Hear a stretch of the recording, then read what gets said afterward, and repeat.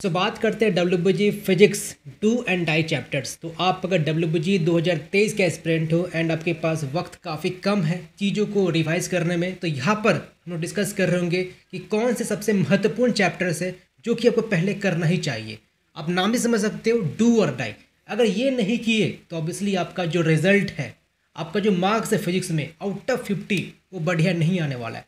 आप अगर चाहते हो कि जो आउट ऑफ 50 है वहाँ पर मैं 30+ 35+ अगर लाना चाहूँ, देन ये सब चैप्टर्स कंपलसरी है, आपको करना ही पड़ेगा। बता दो इसके पहले मैथमेटिक्स का एक वीडियो बन चुका है, डेडिकेटेड वीडियो है। आप अगर नहीं देखो तो प्लीज़ जाइए देखिए, एक सेपरेट प्लेलिस्ट है WBG 2023 करके, तो you must visit that particular playlist. And वहाँ पर हम लोग काफ़ी डिटेल में डिस्कस किए हैं कि कौन कौन से चैप्टर्स पढ़ना चाहिए in case of mathematics.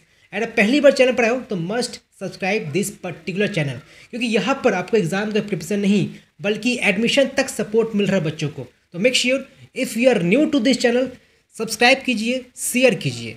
And आपके मन में कुछ प्रश्न है, कुछ डाउट है, तो ऑब्वियसली आपको इस वीडियो के अंडर में जो कमेंट है ना, कमेंट कीजिए। अदरवाइज ये व्हाट्सअप नंबर है, ये इंस्टा आईडी है, आप कनेक्ट कर सकते हो। सो देखिए WBG का जो फिजिक्स पोर्शन है ना, वहाँ पर सबसे खास बात क्या है, 60% जो वेटेज है वो क्लास 12 से है डायरेक्टली। ठीक है, थोड़ा बहुत कम हो सकता है, 55 65 हो सकता है, एवरेज बात कर रहा हूँ। लास्ट आप अगर 3-4 साल देखोगे ना तो 60% क्वेश्चंस आपका क्लास 12 से ही पूछा गया है। तो जो बोर्ड से बच्चे हैं उनके लिए काफ़ी अच्छा का बात है। एंड वैसे भी जो ड्रॉपर है, अब सही बच्चे का लाइक जो 12th है थोड़ा फ्रेश रहता है माइंड। ठीक है कि हाँ जी 12th का संग संग मैंने कर रखा है तो आता है। 11th का करने में थोड़ा बहुत दिक्कत होता है बच्चों को, लेकिन 12th आप कर सकते हो। तो समझ सकते हो जो 12th के जो सबसे इंपॉर्टेंट चैप्टर्स हो गए, लाइक आपका पहला जो है वो आपका इलेक्ट्रोस्टैटिक्स है। ठीक है, इलेक्ट्रोस्टैटिक्स से बहुत ही इंपॉर्टेंट है। देन आपका दूसरा आता है करेंट इलेक्ट्रिसिटी। वैसे जो करंट इलेक्ट्रिसिटी ये थोड़ा ईजियर है एज कम्पेयर टू इलेक्ट्रोस्टैटिक, तो आप चाहो तो करंट को पहले कर सकते हो एंड इलेक्ट्रो को बाद में कर सकते हो, लेकिन दोनों ही बहुत बहुत इंपॉर्टेंट है। तीसरा सबसे मोस्ट इंपॉर्टेंट है मैग्नेटिज्म। ठीक है जी।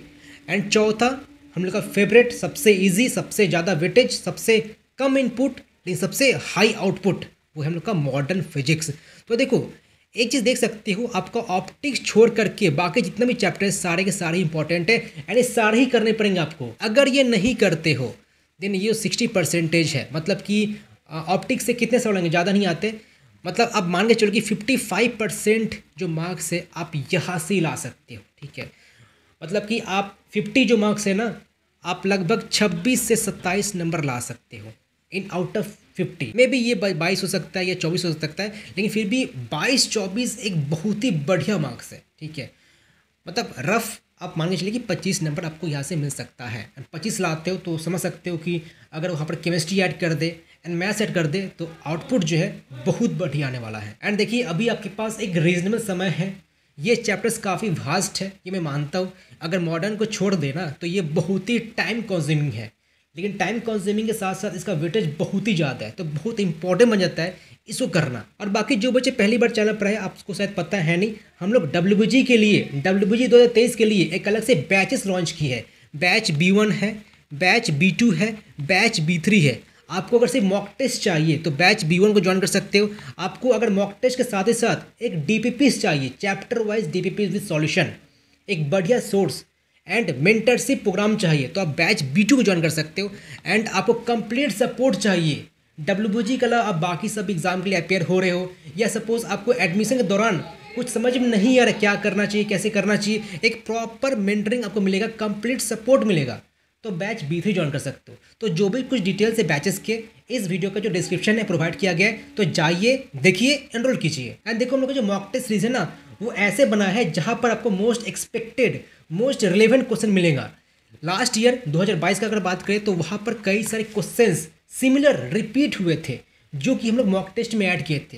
लाइक हम लोग जो मैथ्स का मॉक टेस्ट था वहाँ पर कई सारे कॉन्सेप्ट डायरेक्टली उठाए गए थे जो हम लोग क्वेश्चन बनाए थे। एंड हम लोग ट्राई की कि इस साल और भी बेहतर मॉक टेस्ट बनाने का, तो काफ़ी इंपॉर्टेंट बन जाता है जो मॉक टेस्ट वाला जो पार्ट है उसको ज्वाइन करने का। तो अगर ज्वाइन नहीं किए हो तो जल्दी ज्वाइन कीजिए, क्योंकि आपके पास वक्त काफ़ी कम है एंड इस कम वक्त में ही आपको बढ़िया प्रिपरेशन करना है। तो आपका जो भी रिक्वायरमेंट है, बैच B1 है, बैच B2 है, बैच B3 है, उसको ज्वाइन कीजिए। एंड फिर भी आपके मन में कुछ प्रश्न है, कुछ समझ में नहीं आ रहा है, तो ये व्हाट्सअप है, ये इंस्टा आईडी है, आप मुझसे कनेक्ट कर सकते हो। अब चलिए बात करते हैं क्लास 11 के चैप्टर्स के बारे में। एक बात समझो, हर एक चैप्टर इंपॉर्टेंट है, हर एक चैप्टर से क्वेश्चन आने वाले हैं, ठीक है। तो ऐसा नहीं कि मैं जो चैप्टर बता रहा हूँ आपको बस वही पढ़ना है, बाकी सब नहीं पढ़ना है, बाकी से ही पढ़ना है, लेकिन इसको कंप्लीट करने के बाद ये बात आप ध्यान से सुनिएगा, ठीक है। तो चलिए 11th का बात करें तो यहाँ पर सबसे जो मोस्ट इंपॉर्टेंट आपको मैं रिकमेंड करूँगा वो है आपका हीट एंड थर्मो, ठीक है जी। तो हीट एंड थर्मो को आपको जल्दी कंप्लीट करना होगा। सेकेंडली सबसे important Newton's law of motion and work power energy, ये बहुत ही इंपॉर्टेंट, यहाँ से क्वेश्चन बहुत ही आते हैं। And thirdly gravitation. देखो मैं ज़्यादा कुछ रिकमेंड नहीं करूँ क्लास 11th का, क्योंकि मुझे पता है कि ये जो क्लास 12th का जो मेंशन किया हो ना, इसमें काफ़ी टाइम लेने वाला है आपका।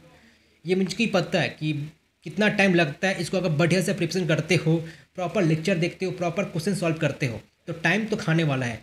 तो ये पहले 3 करके रख लीजिए, ठीक है। तो ग्रेविटेशन एक ऐसा चैप्टर है ना जहाँ से क्वेश्चन आएगा तो 100% चांसेस है कि आप उसको सॉल्व कर ही लोगे। मतलब कि ऐसा है कि अगर आप सिर्फ PYQ करोगे, मतलब चैप्टर वाइज PYQ करोगे ग्रेविटेशन का, 100% है आप क्वेश्चन कर ही डालोगे। मतलब सही से करना होगा, ऐसे नहीं बस करते चले गए, कुछ समझ नहीं रहे, ठीक है, मतलब रिमाइंड नहीं कर पा रहे, ऐसा नहीं है, आपको रिविजन करना पड़ेगा। लेकिन हाँ जी, चांसेस काफ़ी हाई है कि आप इसको कर ही डालोगे, तो इसको छोड़ना नहीं है। और हीट एंड थर्मो से बहुत ही भर के सवाल आते हैं, ईजियर होते हैं, कर लोगे। NLM एंड WP से थोड़ा क्वेश्चन कॉन्सेप्चुअल आपको लग सकता है, ठीक है, लेकिन हाँ जी आप कर सकते हो अगर थोड़ा बहुत आप इसमें टाइम वेस्ट कीजिएगा तो क्लास 11th का ये रहा, इसको प्लीज़ प्लीज़ जरूर कीजिए। आपका सबसे हाईएस्ट प्रायोरिटी यही होना चाहिए। अब बाकी सभी चैप्टर है, ऑसिलेशन हो गया, वेव्स हो गया, काइनेटिक्स हो गया, रोटेशनल मोशन हो गया, सेंटर मास हो गया, ठीक है, बहुत ही सारे चैप्टर्स है। लेकिन फिर भी समय को देखते हुए आपको मैं रिकमेंड करूँगा कि आपको ये पहले करना है, उसके बाद टाइम बचता है आप मूव कर सकते हो। देखो आपका टारगेट होना चाहिए कि सिलेबस को जल्दी मैं कंप्लीट कर लूँ, लेकिन इसके चक्कर में ये मत करना कि जल्दीबाजी में चैप्टर कंप्लीट कर रहा हो, ऐसा नहीं करना है। अदरवाइज आपको तो लगे मैं कंप्लीट कर रहा हूँ, लेकिन एक्चुअली आप प्रॉपर तरीके से आप चीज़ों को पढ़ नहीं रहे हो। तो जल्दीबाजी सही है, लेकिन सही तरह से करो, ऐसा नहीं कि बस करते जा रहे बस वो नाम का हो रहा है, ऐसा नहीं करना है। आपको समझना है चीज़ों को, टाइम देना है, टाइम देना बहुत इंपॉर्टेंट है। एंड देखो फिजिक्स बहुत ही टाइम खाने वाला है, ठीक है। और मैं ऐसा बताते रहो कि ट्राई करो कोई 2 सब्जेक्ट को स्ट्रांग बनाने का, या फिजिक्स मैथ्स हो सकता है या केमिस्ट्री मैथ्स हो सकता है, ठीक है। ऐसा नहीं कि तीनों पर स्ट्रांग हो सकता है, बहुत ही कम बच्चों हो सकता है कि तीनों स्ट्रांग है।